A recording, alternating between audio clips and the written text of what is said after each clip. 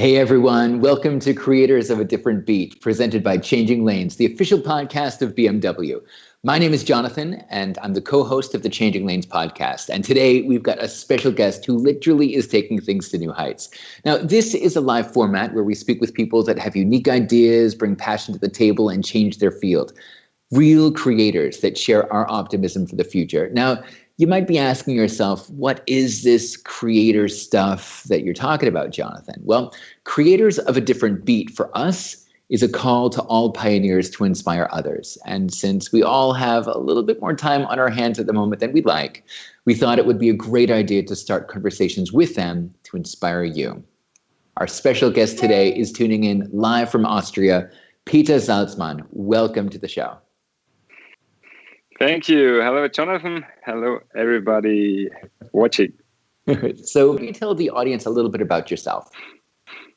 Sure. So I'm Peter. I'm 33 years old. I'm from Austria, in the center of Austria. It's called Saalfelden, super small town, but I'm happy to be here, like in the middle of the mountains. What I do, like my job, I have 3 different jobs. So on one side, I'm working as a wingsuit pilot for skydiving and base jumping, for films, for commercials, for live events. And the second one is paragliding. I'm teaching paragliding and do tunnel flights. And the third one, last one, a sports coach. So I studied sports and I do like fall prevention trainings in schools. So for children and for teachers to learn them to fall in the right way. So these are the 3 companies. And what else? I mean, my big passion is flying. That's why I'm here. And that's what I'm talking about. So flying on one side, wingsuit flying.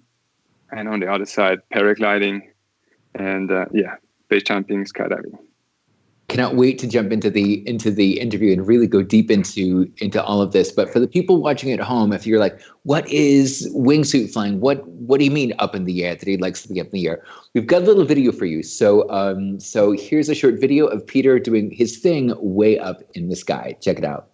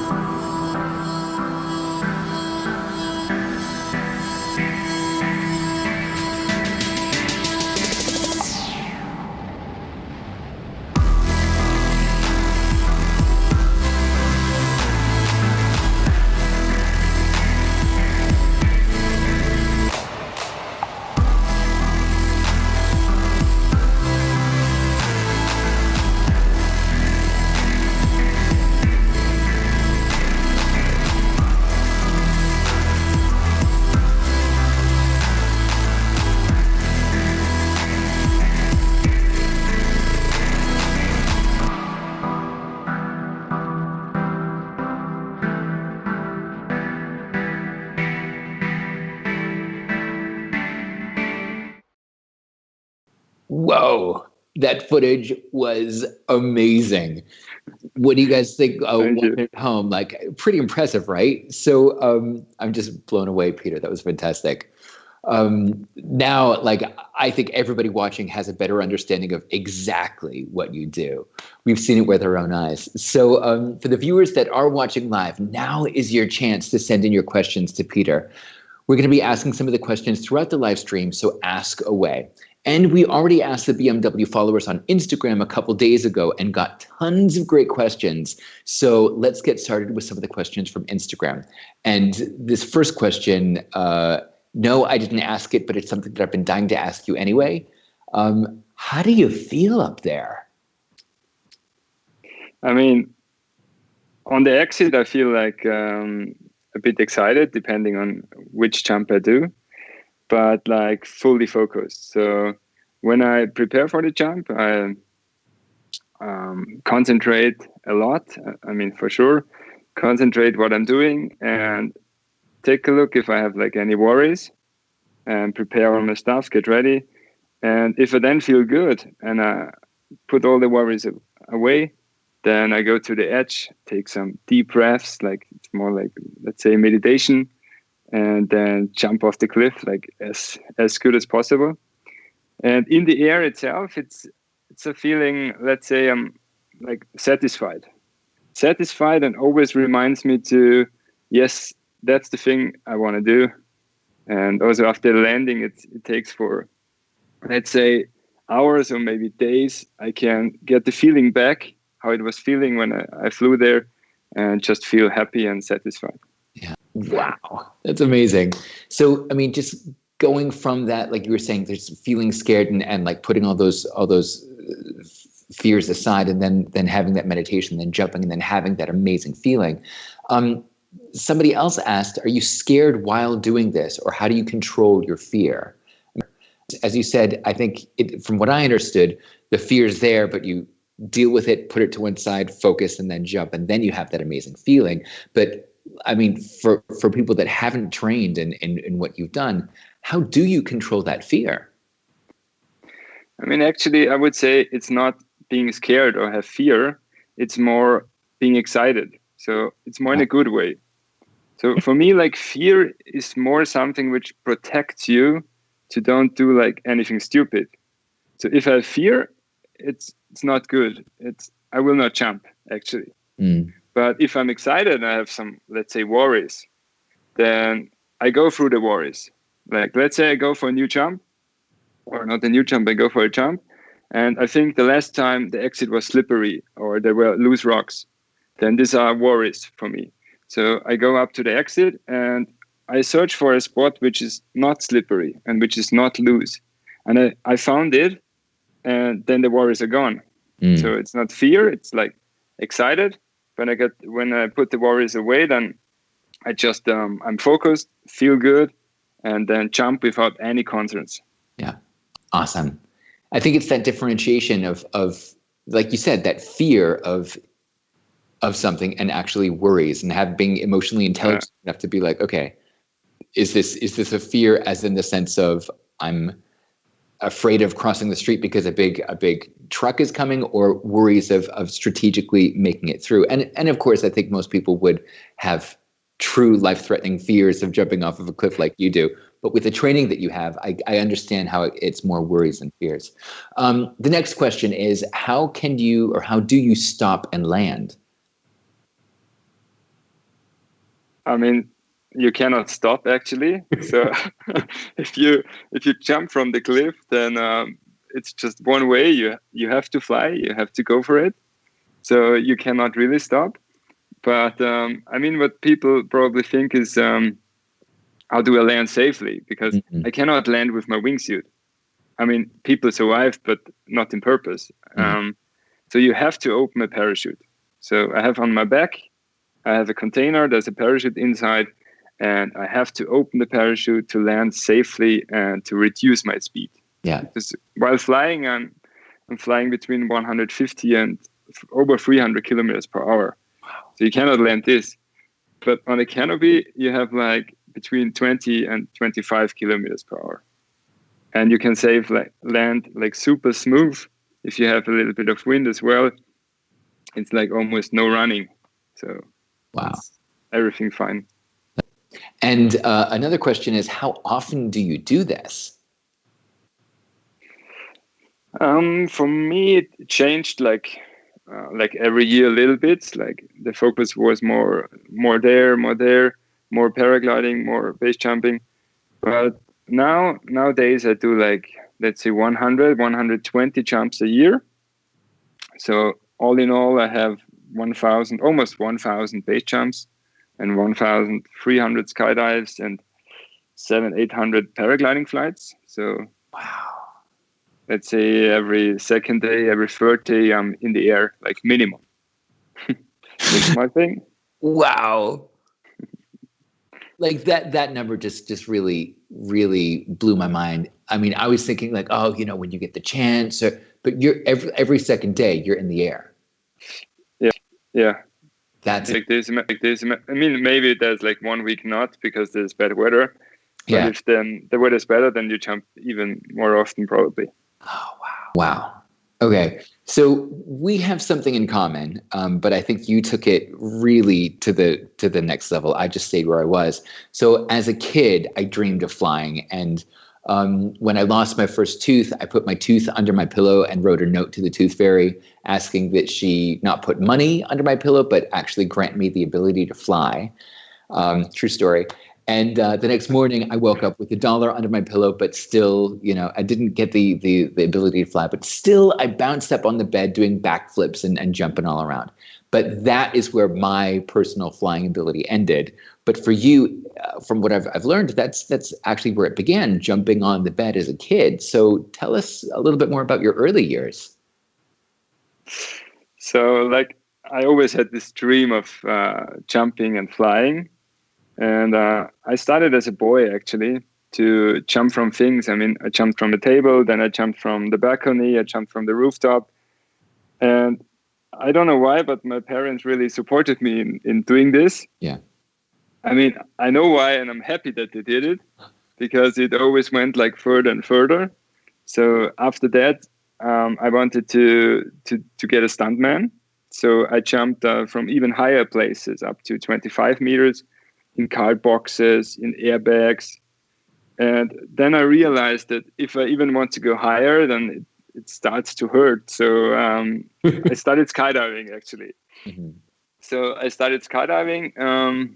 It's like 13 years ago, something like this. And after I started, I realized that I would love to jump from mountains. And I saw these old base jump videos and I wanted to get into this. And then I really prepared for base jumping. So like for 2 years skydiving, I was just training to get into base and get the skills you need to do base jumping. And yeah, so it got further and further. And then you start base jumping, you begin like jumping from bridges or super high cliffs where you are far away or you are away of the cliff when you open your parachute. And like every year I was like getting better, the equipment got better, and like nowadays I can jump at home, like just go out of my house, go up the mountain and jump down, because you have way more possibilities now with a wingsuit. It's incredible. Yeah. And speaking about that, a lot of prep goes into an exit or a jump, for example, what you wear. Now I hear that there's been an evolution of the wingsuit from, I don't know, like a tracksuit where it all started, and that there's a lot of tech that goes into perfecting the perfect flying attire. So for the people watching at home, this isn't just I'm going to jump off and have a parachute on my back. There's actually a proper technically engineered wingsuit. So tell us a little bit more about that. So probably I start first with the word base jumping, because a lot of people don't really know. So I want to use this podcast as well to just tell you guys. So base jumping is not just to jump from a fixed solid object. Like base comes from B for building, A for antenna, S for span, and E for earth. So base, the word is back in the days was if you jump those 4 objects, then you are a base jumper. So just something what a lot of people don't know. So but this was the base. Say that again, because I thought it was like the base underneath your feet and you jump from it actually means I didn't know this. What is it? It means something. Yeah, it means like B means jumping from A, antennas, S, span, and so bridges, and E, earth. Wow. Yeah. And if you really want to be like a base jumper, like now not really a lot of people doing it anymore, but you had to jump those 4 objects. Then you can send a letter to a guy in America, and he can give you like a base number. So you get a certain number. You are base jumper number 1237 because you jumped those 4 objects. So that was actually back in the days, you're base jumper when you jump this. Amazing. And for a base jump, so now getting into the topic of wingsuiting, for a base jump, you can jump even slick. So I jump with the clothes I'm wearing now. and with a parachute on the back, or I can jump with a tracksuit. A tracksuit is like, let's say, like a rain jacket and rain pants, but with holes inside that the air gets in and it creates more surface. Uh-huh. So you have a better glide. And the next step, it's like side step. It's like another discipline is wingsuits. And on wingsuits, you even have wings between your legs and between your arms and the body. And as well, you have like, we call it inlets. The air gets inside the inlets and gets in the pressure and creates a wing. So a wingsuit is really, it's like a wing, like from an airplane, but not that good, not that efficient. So that's how this works. And I was also able to develop those kind of suits. Mm-hmm. So I even did my bachelor thesis about tracksuit and aerodynamics. Back in the days, it was super interesting. Then I worked together with a company to develop tracksuits, test tracksuits. So I'm really like into this. Now, not anymore, because I was more focusing on my own skills and get better and better and get more professional. But so I know a few things about it, let's say like this. Wow. And I even have a wingsuit here. So yeah, please, like show us this amazing technology. That's awesome. So, I mean, you guys all saw it in the video, but like this is a wingsuit. So you see here my arms, here the legs in between, and those things are like, these are inlets. So the air gets inside here. I can show you with a hairdryer, extra prepared for you guys. So the air gets in here. Then it blows out, and then you get the foil. And even if the air is out, the hairdryer is out, there's some pressure inside. So this is like the new technology. It's called airlocks. So the air gets in, but does not get out like super easy. Mm-hmm. This helps a lot for the performance. And the performance of those stuff, like a wingsuit now can get the glide of 3. That means glide ratio of 3. Means for 1 meter down, I can fly 3 meters out. Or let's say a mountain with 1,000 meters, I can fly 3,000 meters out. And for tracksuits, it's around like 1.5 glide ratio. For one piece, it's 2.0. And for jumping slick, it's about 1. So 1,000 meter down, 1,000 meter out. So that's actually the difference. Wow. Wow, I'm learning so much. This is so cool. And I've always wanted to ask these questions to somebody. So I'm so pleased that we're doing this today.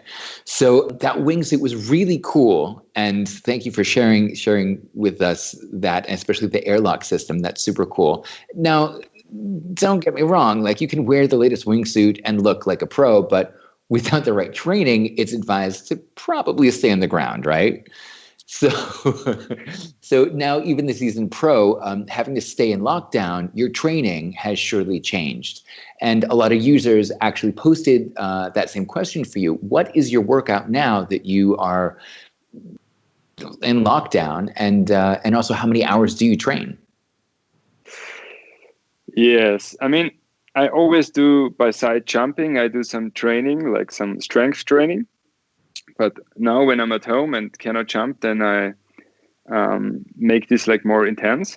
So I train, let's say, 2 to 3 days a week for strength, for mainly shoulders and chest and core training, because this is what you need at wingsuit flying, especially for long flights. A long flight is between 2 and 3 minutes, something like this. And you really have to hold your hands like this and get like full tension on it. So that's what I do. I use kettlebells, I use dumbbells, and I built myself like a training room in the cellar to do all this stuff. Because always in the living room, it's like not super comfortable for the family. So like strength training is one thing. Second thing is mobility. So I love to do yoga. It's like, let's say, not a professional yoga program. It's more like I saw it a few years ago and I adapted with my own exercises a little bit. So a little bit more strength or force training this time, more mobility next time. So I always adapt it a bit. And beside mobility and strength, it's balance training. Mm-hmm. So I love to do balance training because I think it's just important for everybody and for every sport to have like stability in the legs and to balance, to have like a good balance. And I also made myself, together with a good friend of mine, a wingsuit simulator. So it's like a special idea to see, okay, when I do wingsuit flying, which muscles do I need? So how do I get tired, or where do I get tired? And then we found this out, and we tried to find exercises where I got tired in the same way. So we built like static ropes, dynamic ropes, like fixed it on a wall in the cellar, and then I'm just in there, fixed with these ropes, and then get the tension from the right angle to really feel like I'm wingsuit flying. And then I do like a 3-minute flight, something like this, make a break, another 3-minute flight, break, another 3-minute flight, something like that. That's awesome. So I know that you don't have the simulator here with you now and everything, but would you like to show us a couple simple exercises that maybe we can do at home? Sure. I mean, I don't think it really makes sense to do like a lot of wingsuit specific exercises if you're not wingsuiting. But there's maybe one like everybody could do just to try how it feels in the shoulders if you do wingsuit flying, and you take like something like this, a kettlebell, or you can also take a bowl of water, like something in between 1 and 2 kilos, and then just hold it here on the side. It's actually super boring because you should now stay like this for 1, 2, or maybe 3 minutes, depending how long you can hold it. But for me, this is endurance training. So less weight and hold it for a long time. And that's something everybody can try, just for your interest. Then next thing I can show is core training. I mean, most of the people know what is core training, and most of the people know what is a plank. But I love to do like this plank variations. So I go into like a high plank, stay like this, then go down, low plank, then I lift my right leg, I lift my left leg, I go to side plank. So do all these variations are like a bit slower than I do. Let's say stay like this for 10 seconds, or do like 10 movements, like here with my leg, and then go back to that position, go up again, and really stay like this till you feel tired, and then make a break again and do this for, let's say, 3 times. So this is the core training. And then I always recommend to do balance training, because for me, like coordination and balancing, like I said before, is important like for everything, mainly. So I have something like not everybody has at home in the living room. I have like a slackline here. So just something, maybe you don't have it here in the living room. So if you use it outside, slacklining is, in my opinion, one of the best balance trainings. So you have like a loose kind of rope or belt, and you have to balance your body like over it. So what I think it's important to stay like really up with your body. So don't lean forward, have your hands on the side, and be like more loose. So if the slack line moves, it moves up in your body as well, something like this. And if you train this and later you get better and better, and you're able to walk, you can walk like forward, you can walk backward. And if this is even too easy for you, you can also do moves like this, sit down or stay up again, stuff like this. Wow. And I have like this balance board because like I love to do snowboarding, skateboarding. So that's something what I really recommend. If you're bored and you love skating, snowboarding, surfing, something like this, or even just want to challenge yourself, then you can buy something like this, or you can build it for yourself like I did, and just challenge yourself. So always the thing for coordination training, if you feel comfortable and this is not challenging for me, I need to push it a bit and make it harder. So let's say I go down like this, then I can even put my leg up, go up again, and just make like always like harder moves. You can also search in the internet to find new moves. And yeah, I mean, if you don't have this stuff, what I totally can understand, then I can can show you something. It's a bit special, but you can take a broom and not just balancing yourself, but you can balance stuff. It makes a lot of fun, and it's also a good challenge. And like a broom, I mean, I don't want to to say everybody should try it, because like maybe you damage something in your living room or whatever. So just do it outside. Maybe in the garden it's better. But you can take the broom and put it like on your arm like this and balance the broom up there till you feel good. Then you can put it on your leg and balance there. And if you still like to do more, you can try to balance on your chin.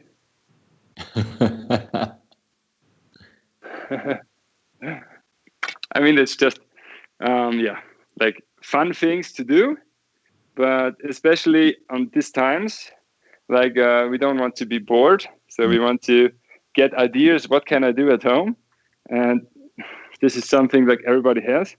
So everybody who wants to try it just should try to do it.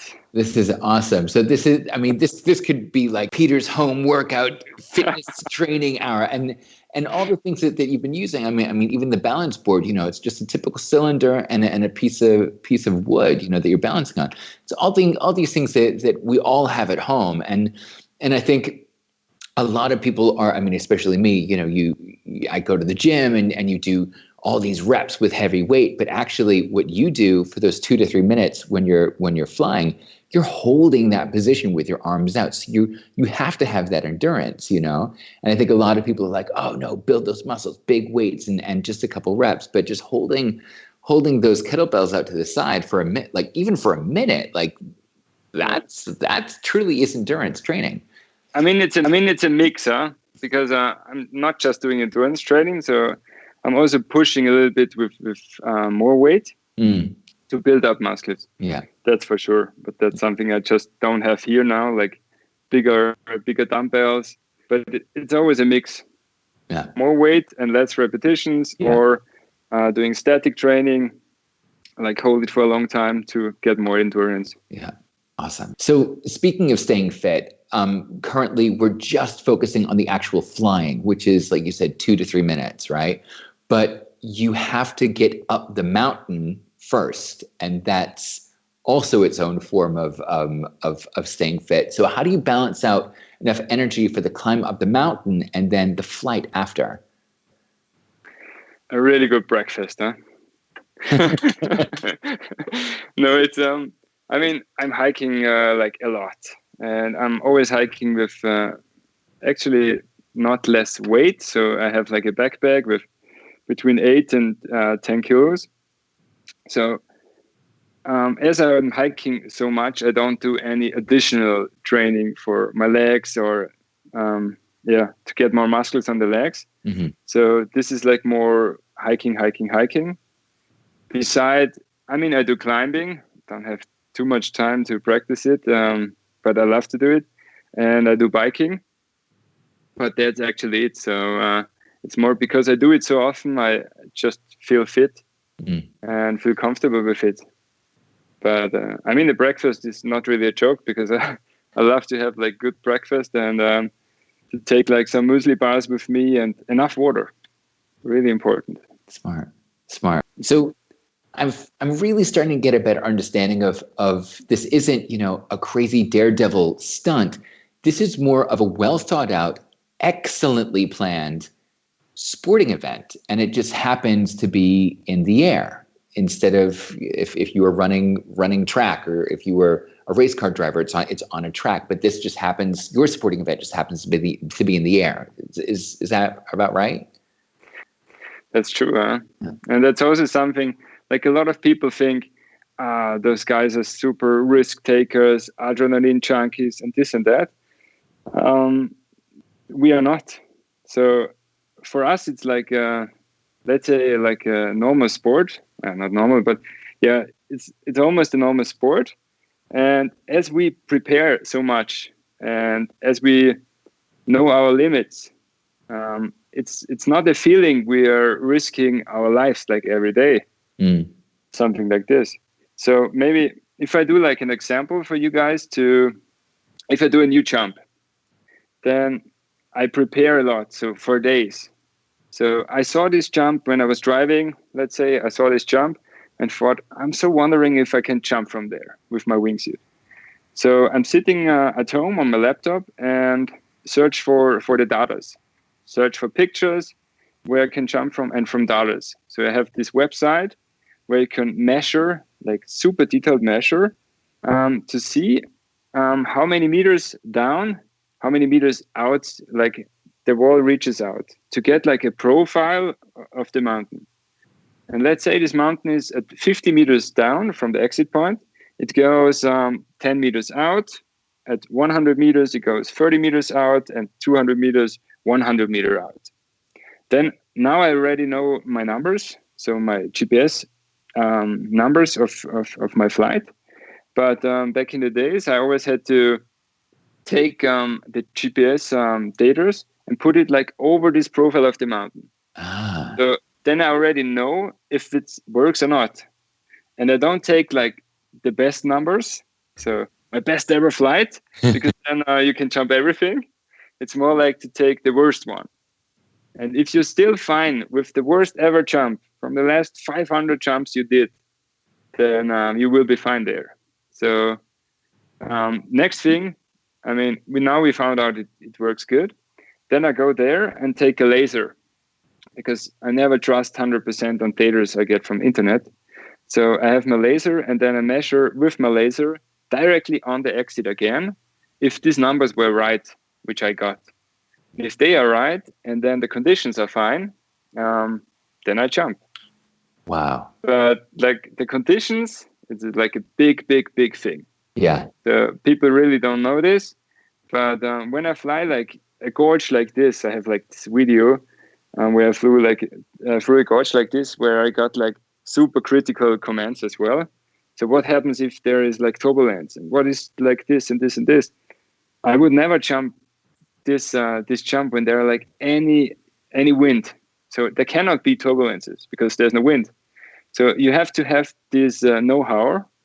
And I got it especially when I got like a paragliding teacher. So I have like this know-how of the weather and of conditions. And depending on the jump, you then have to decide if I can jump, because the wind is coming a little bit from the back, this and that. So it's like a big thing, conditions and weather, which like people don't really know. Yeah. Thank you for sharing that, because I think a lot of people, like you said, like this daredevil action of he's just jumping off a cliff, and what about turbulence? And it's like, obviously you wouldn't be doing this if it wasn't calculated out to find its point. And it's a sport in the sense of you have to stay physically fit, but also up here in your mind, math, physics, meteorology, how's the weather that day? Has the weather changed? So there's all these different factors that you have to factor in before you even get up to that exit point and jump off. Now I have a much better understanding of this whole amazing thing that you do. So not only are you a pro at base jumping and all you do, but you also teach paragliding and tandem flight in Salzfelden. So how did that come to be? How did you become a teacher? And what is one of the most popular goals that your students have? Yeah, paragliding. I started paragliding actually after base jumping, together with my girlfriend. So just to have like this hobby together, and I was interested how it will feel if it's like more boring compared to wingsuit flying, because I also did it before, but it's not. It's just different. So paragliding takes longer. It's like you can enjoy it way longer, and it has like many different disciplines. You can do acrobatics, you can do speed flying, you can do cross country flying, you can do tandem flying. So many things, and there is no flying sport which you can get into like that fast. So you do like 1 week course, and you can fly for your own. So that's something like a lot of people don't know. Wow. And the equipment, like nowadays, it's so light.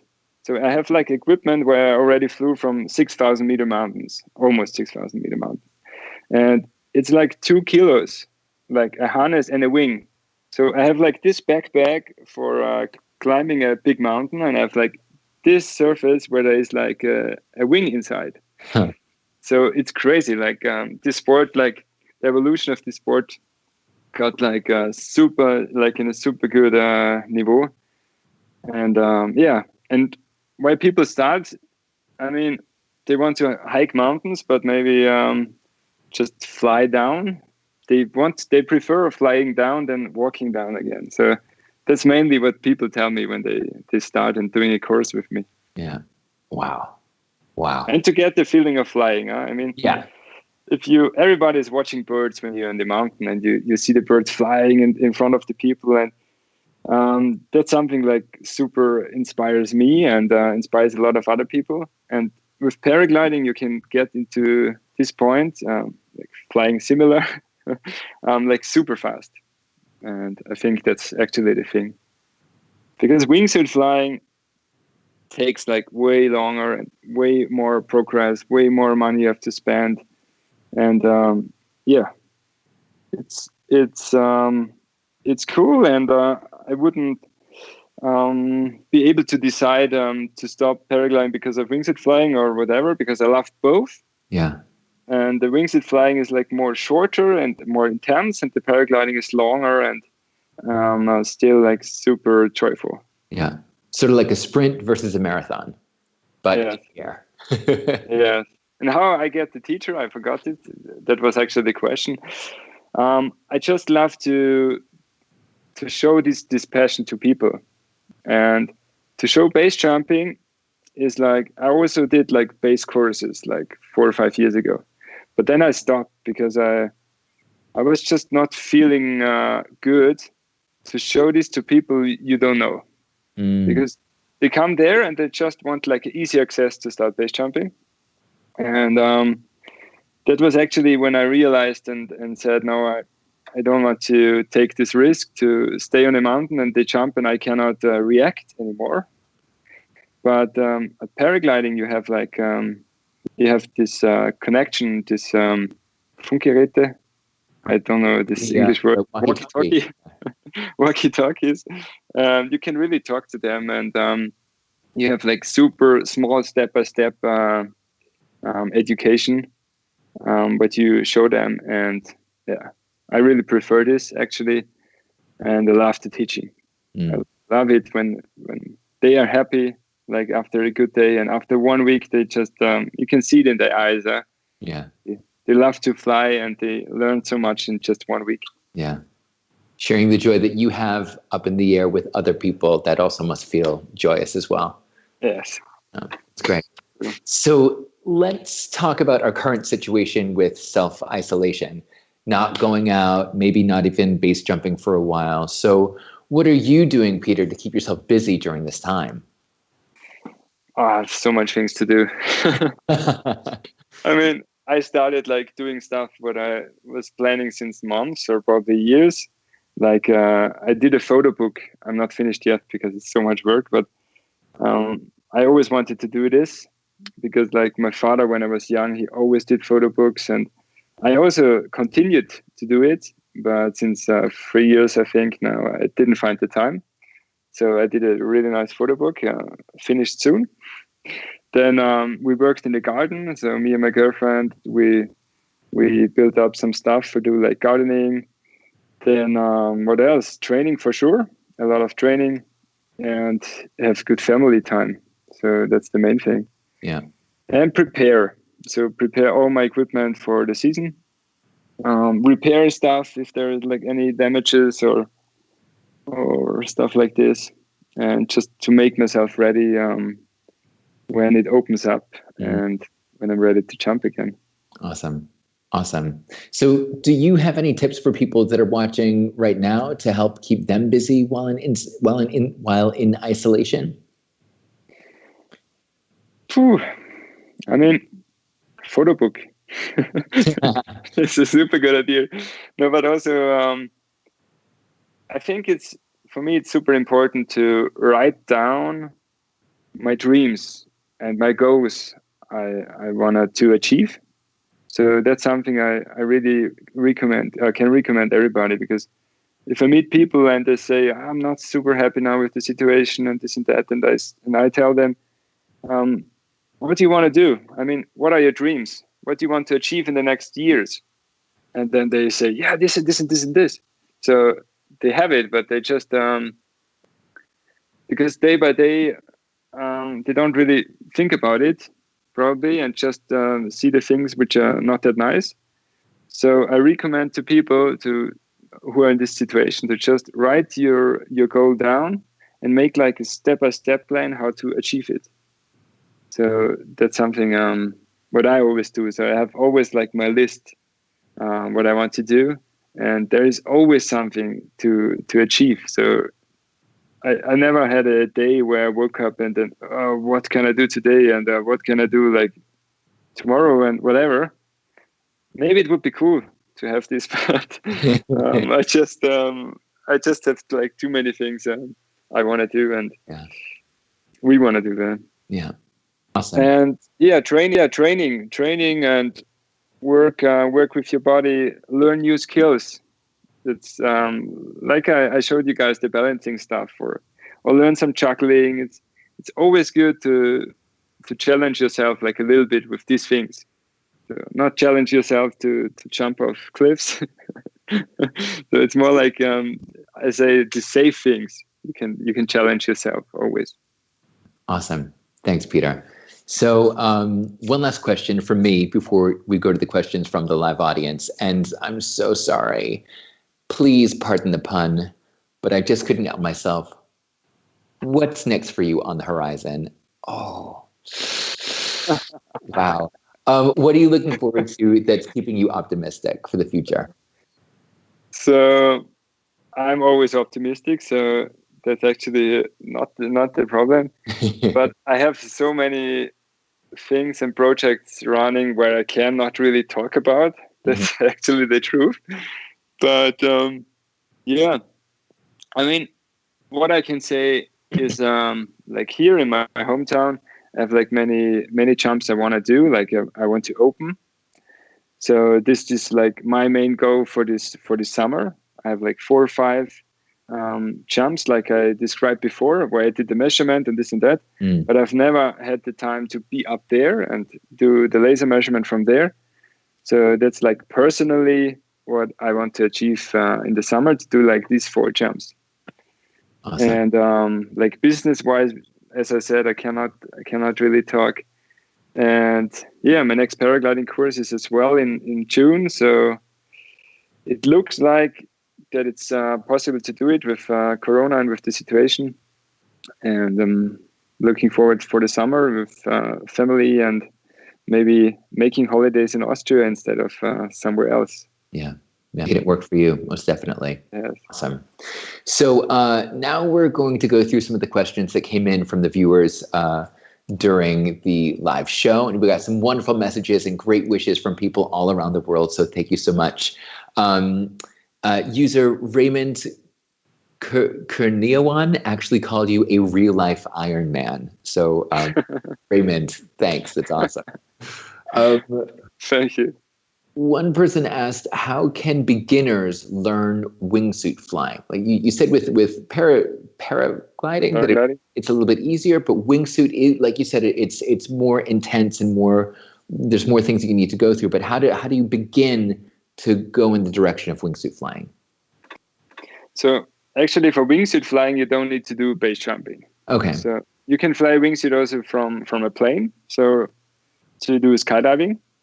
So the fastest step or the normal steps to go into wingsuit flying is to start skydiving. To do like a AFF course, that's the name. To do a minimum of 200 jumps in most of the countries, and then you're allowed to start wingsuit.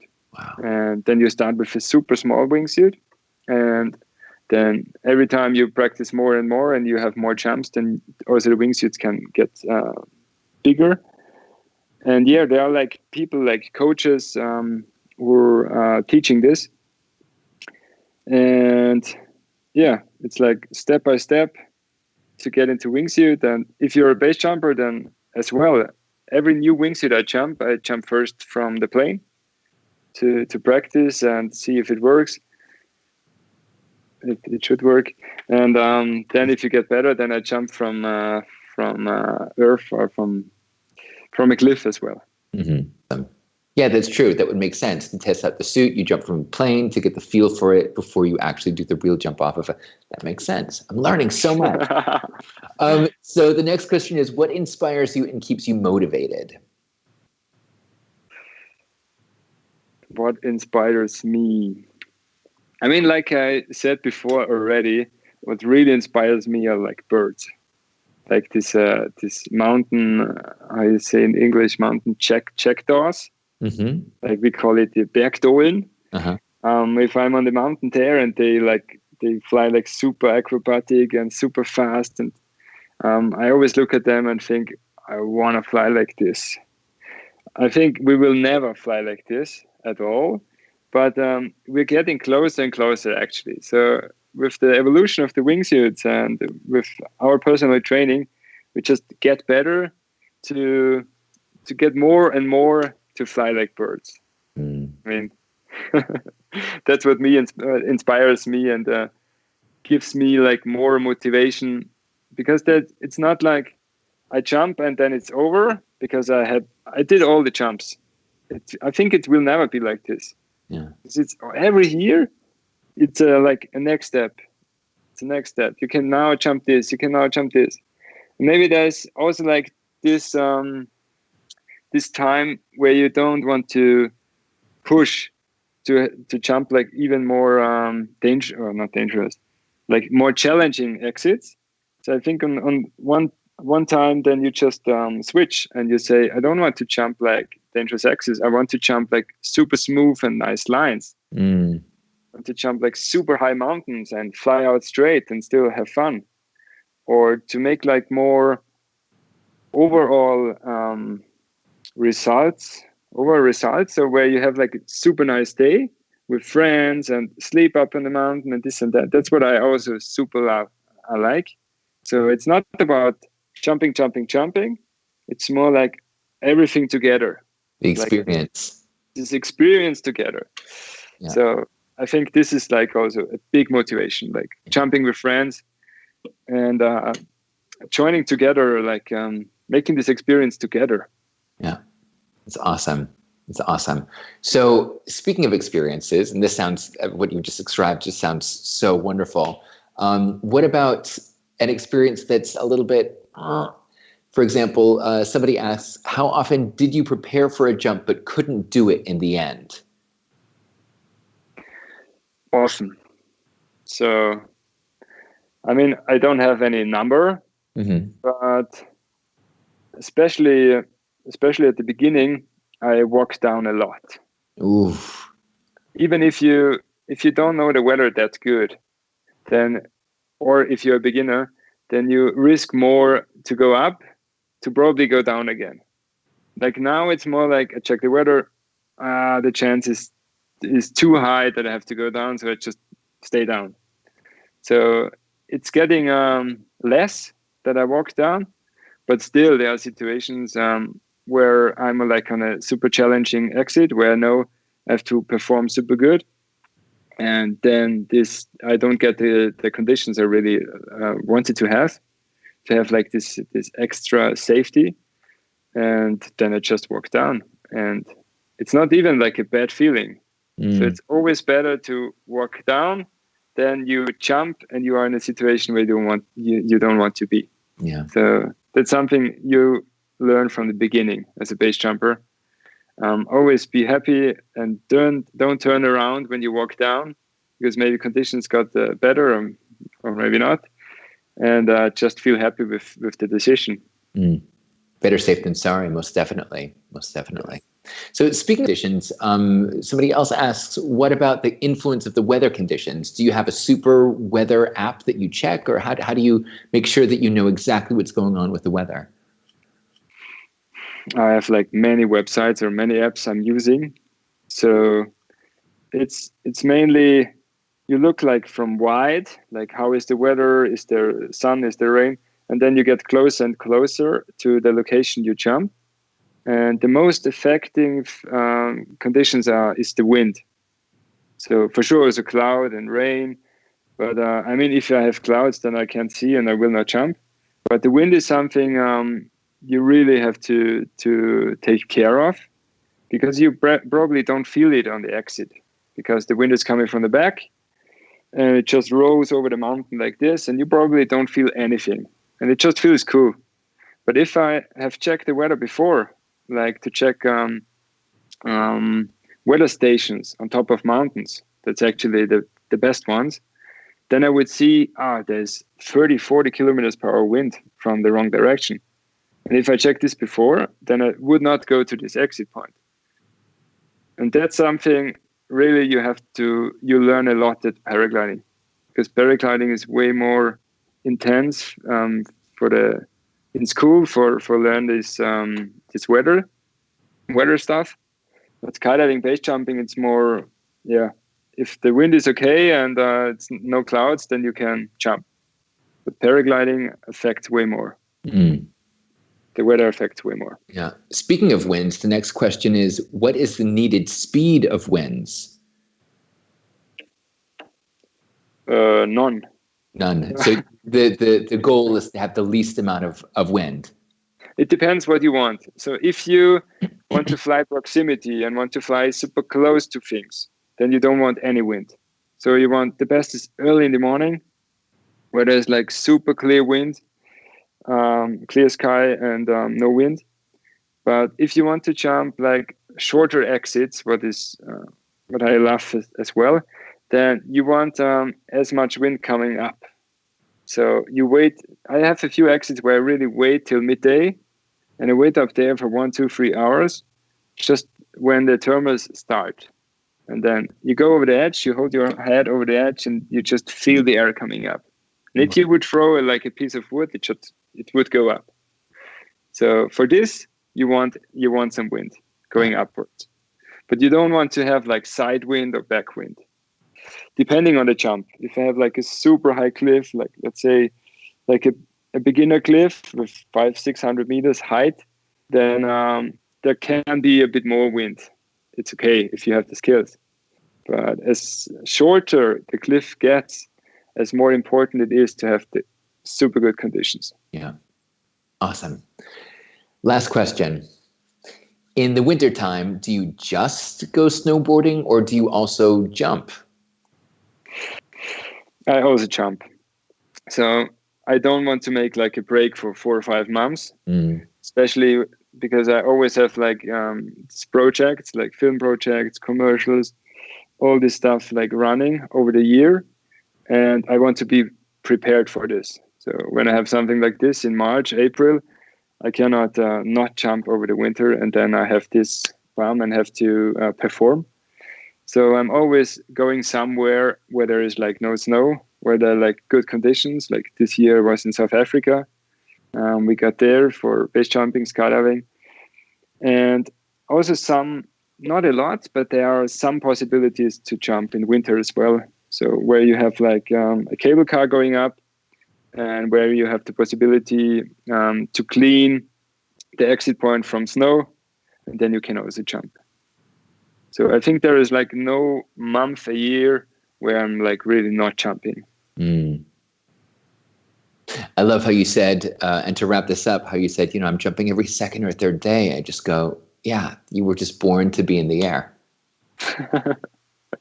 Yeah, maybe. Yeah.